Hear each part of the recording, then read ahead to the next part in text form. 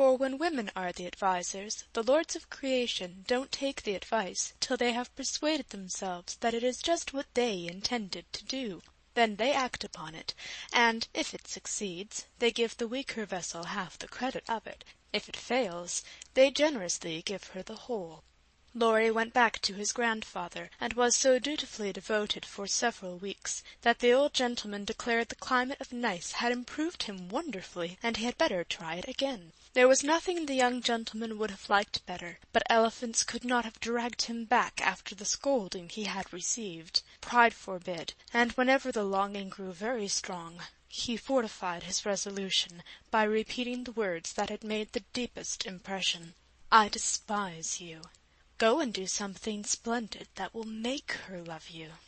Laurie turned the matter over in his mind so often that he soon brought himself to confess that he had been selfish and lazy. But then when a man has a great sorrow, he should be indulged in all sorts of vagaries till he has lived it down. He felt that his blighted affections were quite dead now, and though he should never cease to be a faithful mourner, there was no occasion to wear his weeds ostentatiously.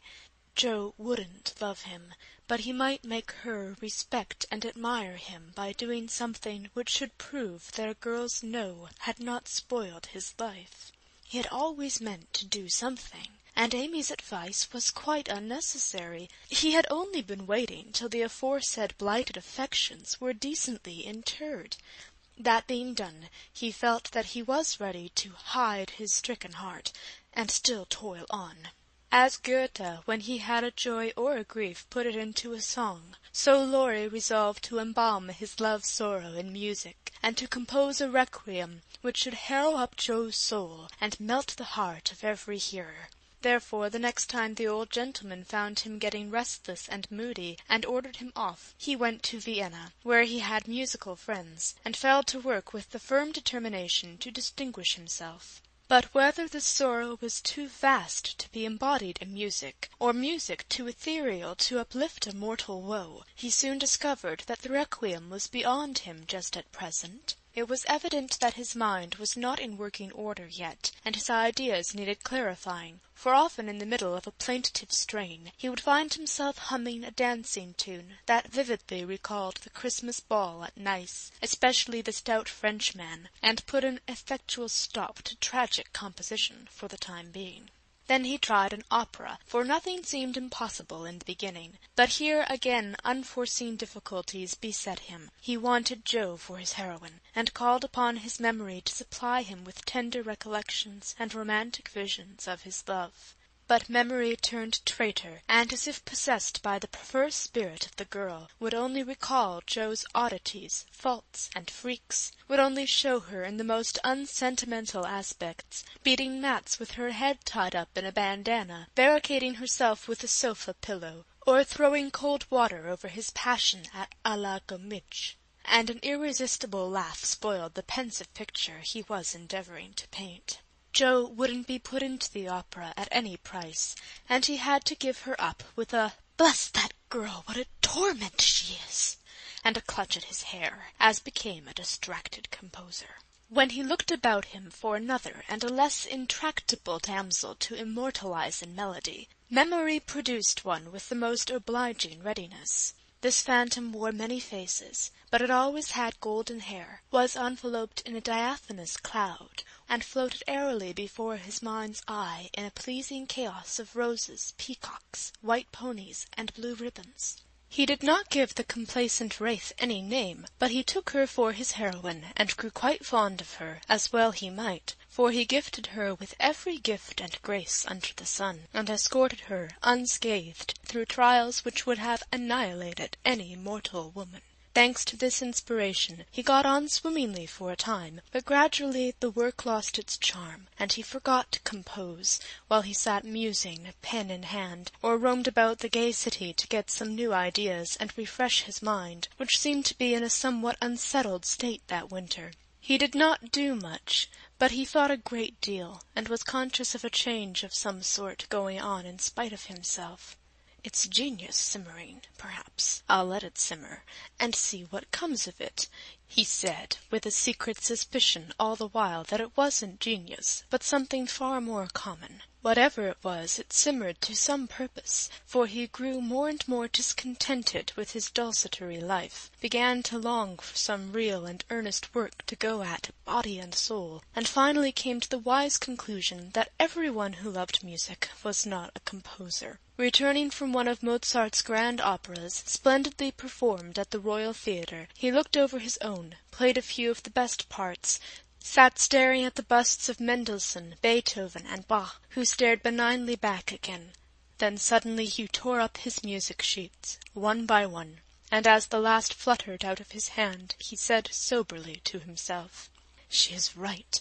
Talent isn't genius, and you can't make it so. That music has taken the vanity out of me, as Rome took it out of her, and I won't be a humbug any longer. Now what shall I do?"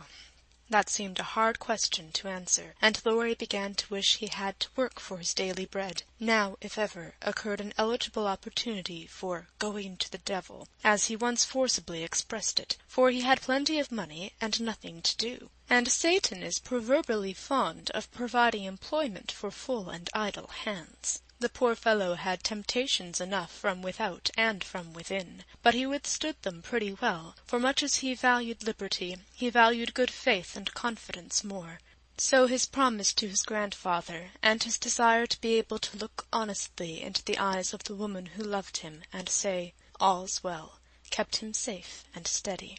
Very likely some Mrs. Grundy will observe, "I don't believe it. Boys will be boys. Young men must sow their wild oats, and women must not expect miracles." I dare say you don't, Mrs. Grundy, but it's true nevertheless. Women work a good many miracles, and I have a persuasion that they may perform even that of raising the standard of manhood by refusing to echo such sayings. Let the boys be boys, the longer the better, and let the young men sow their wild oats if they must. But mothers, sisters, and friends may help to make the crop a small one, and keep many tares from spoiling the harvest, by believing, and showing that they believe, in the possibility of loyalty to the virtues which make men manliest in good women's eyes. If it is a feminine delusion, leave us to enjoy it while we may, for without it half the beauty and the romance of life is lost, and sorrowful forebodings would embitter all our hopes of the brave, tender-hearted little lads who still love their mothers better than themselves, and are not ashamed to own it. Laurie thought that the task of forgetting his love for Jo would absorb all his powers for years, but to his great surprise he discovered it grew easier every day. He refused to believe it at first, got angry with himself, and couldn't understand it. But these hearts of ours are curious and contrary things, and time and nature work their will in spite of us. Laurie's heart wouldn't ache. The wound persisted in healing with a rapidity that astonished him, and instead of trying to forget, he found himself trying to remember. He had not foreseen this turn of affairs, and was not prepared for it. He was disgusted with himself, surprised at his own fickleness, and full of a queer mixture of disappointment and relief that he could recover from such a tremendous blow so soon. He carefully stirred up the embers of his lost love, but they refused to burst into a blaze.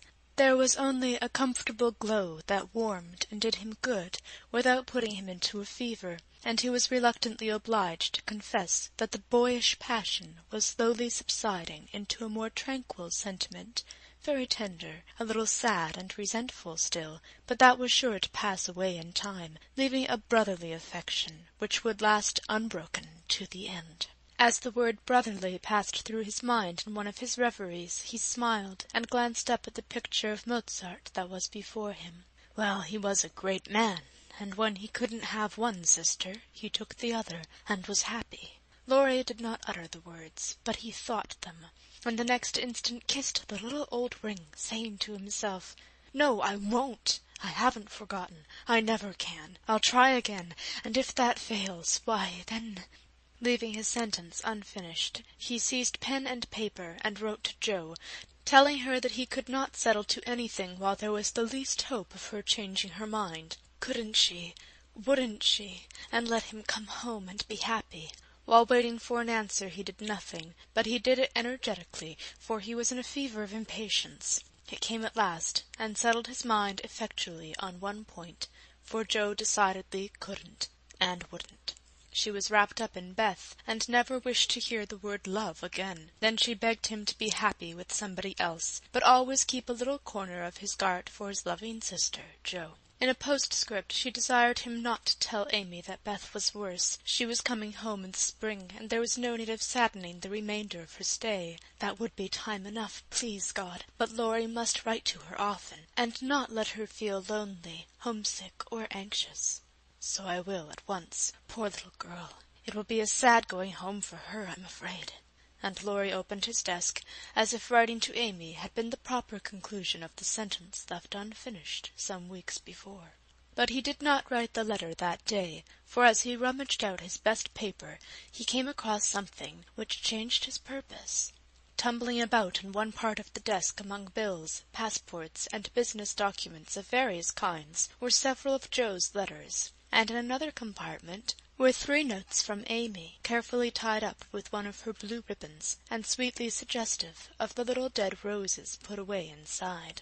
With a half-repentant, half-amused expression, Laurie gathered up all of Joe's letters, smoothed, folded, and put them neatly into a small drawer of the desk, stood a minute, turning the ring thoughtfully on his finger, then slowly drew it off, laid it with the letters, locked the drawer, and went out to hear High Mass at St. Stephen's, feeling as if there had been a funeral, and though not overwhelmed with affliction, this seemed a more proper way to spend the rest of the day than in writing letters to charming young ladies. The letter went very soon, however, and was promptly answered, for Amy was homesick, and confessed it in the most delightfully confiding manner. The correspondence flourished famously, and letters flew to and fro with unfailing regularity all through the early spring. Laurie sold his busts, made allumettes of his opera, and went back to Paris, hoping somebody would arrive before long. He wanted desperately to go to Nice, but would not until he was asked, and Amy would not ask him, for just then she was having little experiences of her own, which made her rather wish to avoid the quizzical eyes of Out-boy. Fred Fawn had returned, and put the question to which she had once decided to answer, "Yes, thank you," but now she said, "No, thank you," kindly but steadily, for when the time came her courage failed her, and she found that something more than money and position was needed to satisfy the new longing that filled her heart, so full of tender hopes and fears. The words, "Fred is a good fellow, but not at all the man I fancied you would ever like," and Laurie's face when he uttered them, kept returning to her as pertinaciously as her own did when she said, in look, if not in words, "I shall marry for money." It troubled her to remember that now. She wished she could take it back. It sounded so unwomanly. She didn't want Laurie to think her a heartless, worldly creature. She didn't care to be a queen of society now half so much as she did to be a lovable woman. She was so glad he didn't hate her for the dreadful things she said, but took them so beautifully, and was kinder than ever. His letters were such a comfort, for the home letters were very irregular, and not half so satisfactory as his when they did come. It was not only a pleasure, but a duty to answer them, for the poor fellow was forlorn, and needed petting, since Joe persisted in being stony-hearted. She ought to have made an effort and tried to love him. It couldn't be very hard. Many people would be proud and glad to have such a dear boy care for them. But Joe never would act like other girls, so there was nothing to do but be very kind and treat him like a brother. If all brothers were treated as well as Laurie was at this period, they would be a much happier race of beings than they are. Amy never lectured now. She asked his opinion on all subjects. She was interested in everything he did, made charming little presents for him, and sent him 2 letters a week, full of lively gossip, sisterly confidences, and captivating sketches of the lovely scenes about her. As few brothers are complimented by having their letters carried about in their sisters' pockets, read and re-read diligently, cried over when short, kissed when long, and treasured carefully, we will not hint that Amy did any of these fond and foolish things. But she certainly did grow a little pale and pensive that spring, lost much of her relish for society, and went out sketching alone a great deal.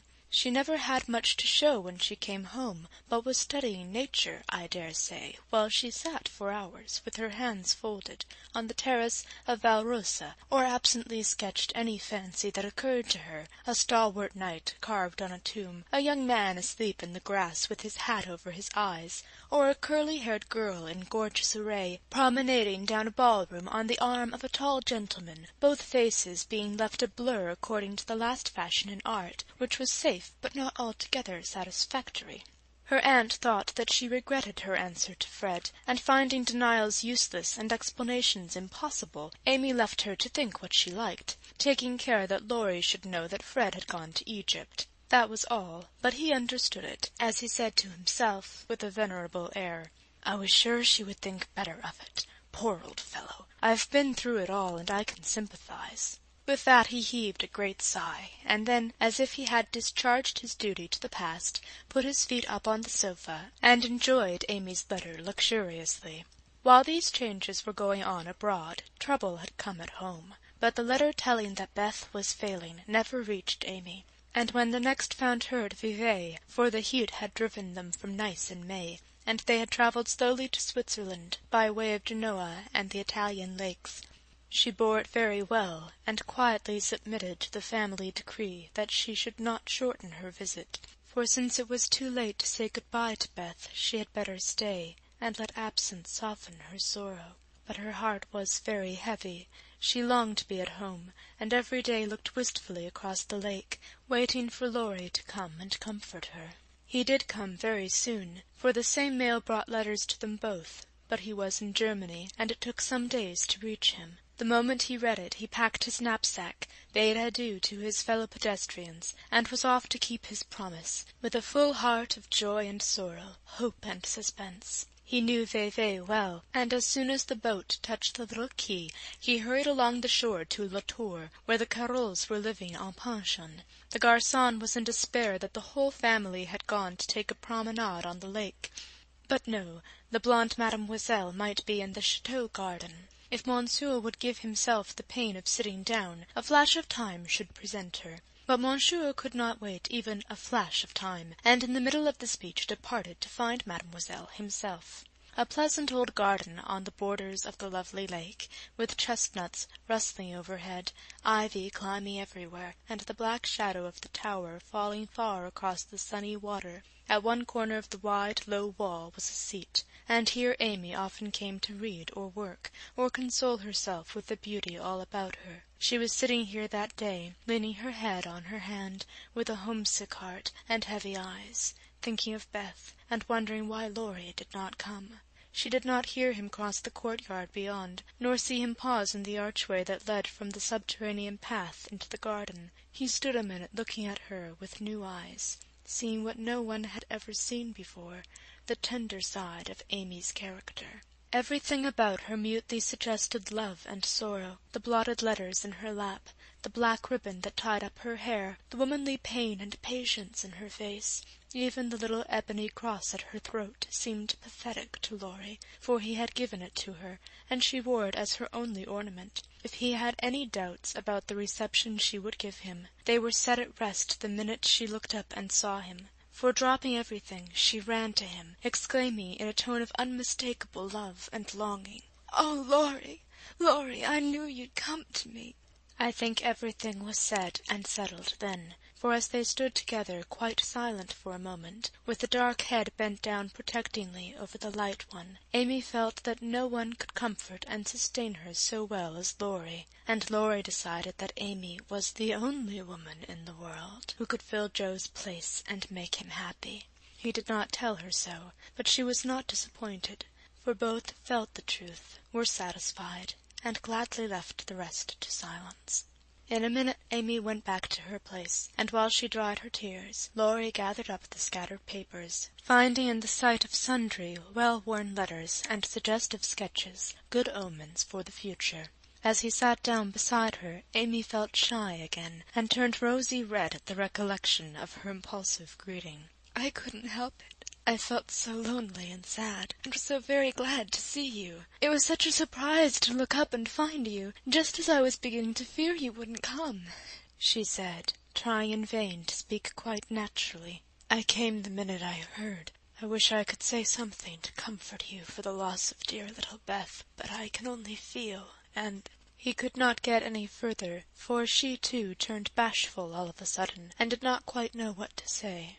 He longed to lay Amy's head down on his shoulder, and tell her to have a good cry, but he did not dare, so he took her hand instead, and gave it a sympathetic squeeze that was better than words.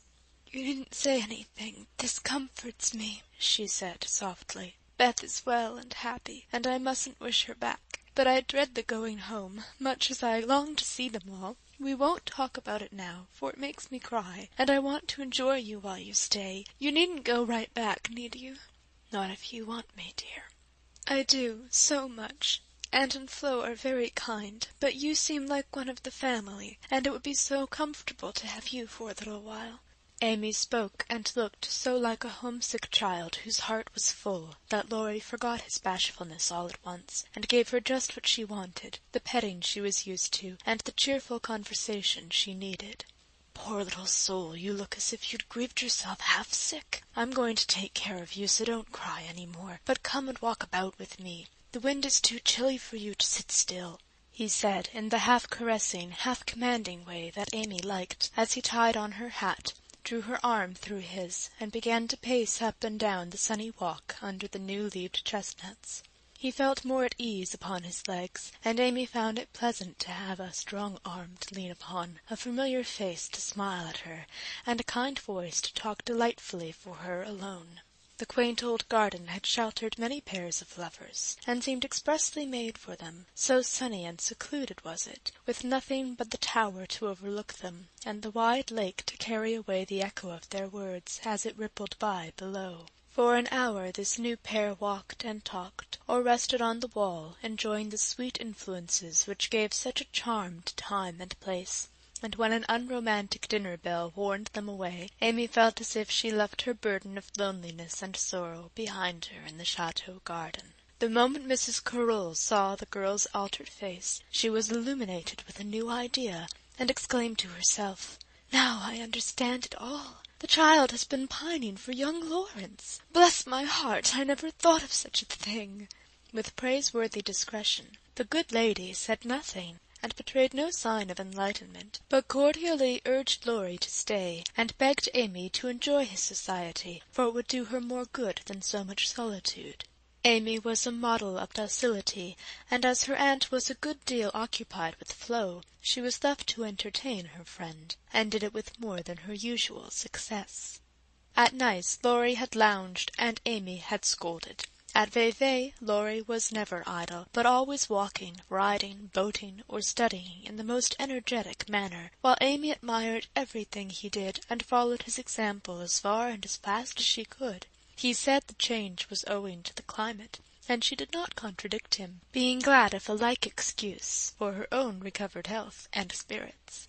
The invigorating air did them both good, and much exercise worked wholesome changes in minds as well as bodies. They seemed to get clearer views of life and duty up there among the everlasting hills. The fresh winds blew away desponding doubts, delusive fancies, and moody mists. The warm spring sunshine brought out all sorts of aspiring ideas, tender hopes, and happy thoughts. The lake seemed to wash away the troubles of the past, and the grand old mountains to look benignly down upon them, saying, "Little children, love one another." In spite of the new sorrow, it was a very happy time, so happy that Laurie could not bear to disturb it by a word. It took him a little while to recover from his surprise at the cure of his first, and, as he had firmly believed, his last and only love. He consoled himself for the seeming disloyalty by the thought that Joe's sister was almost the same as Joe's self, and the conviction that it would have been impossible to love any other woman but Amy so soon and so well. His first wooing had been of the tempestuous order, and he looked back upon it as if through a long vista of years, with a feeling of compassion blended with regret. He was not ashamed of it, but put it away as one of the bitter-sweet experiences of his life, for which he could be grateful when the pain was over. His second wooing, he resolved, should be as calm and simple as possible. There was no need of having a scene, hardly any need of telling Amy that he loved her. She knew it without words, and had given him his answer long ago.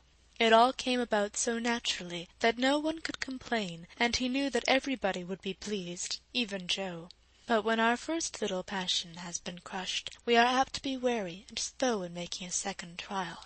So Laurie let the days pass, enjoying every hour, and leaving to chance the utterance of the word that would put an end to the first and sweetest part of his new romance. He had rather imagined that the denouement would take place in the chateau garden by moonlight, and in the most graceful and decorous manner. But it turned out exactly the reverse, for the matter was settled on the lake at noonday in a few blunt words. They had been floating about all morning, from gloomy St. Gingolph to sunny Montreux, with the Alps of Savoy on one side, Mont Saint Bernard and the Dent du Midi on the other, pretty Vevey in the valley, and Lausanne upon the hill beyond, a cloudless blue sky overhead, and the bluer lake below, dotted with picturesque boats that looked like white-winged gulls.